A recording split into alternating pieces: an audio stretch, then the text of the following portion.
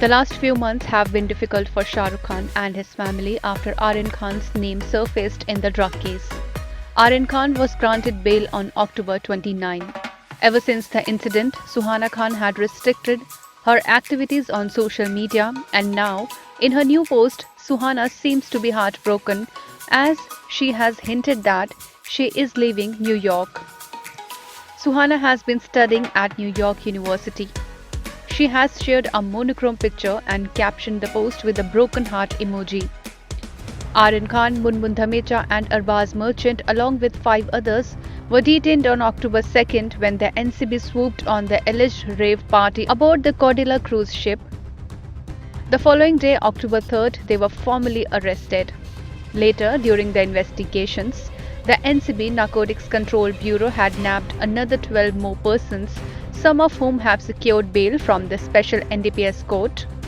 In the latest development, Bombay High Court ruled that there was no prima facie evidence against Aryan Khan and co-accused Munmun Dhamecha and Arbaz Merchant for charges pertaining to conspiracy and common intent in the case lodged after the cruise ship raids.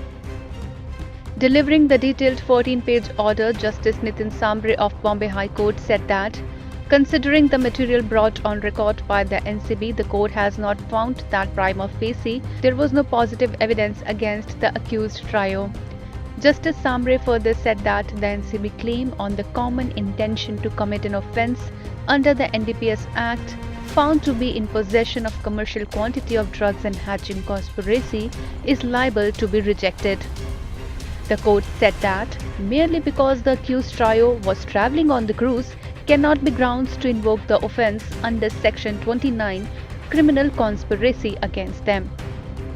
This court is required to be sensitive to the fact that there has to be presence of basic material in the form of evidence so as to substantiate the case of conspiracy against the applicants, Justice Sambre noted.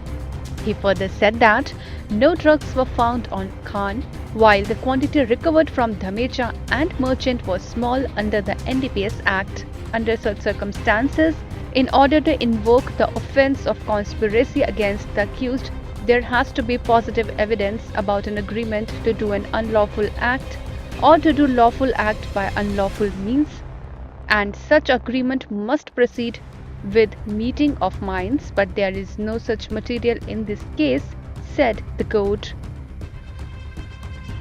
INS report.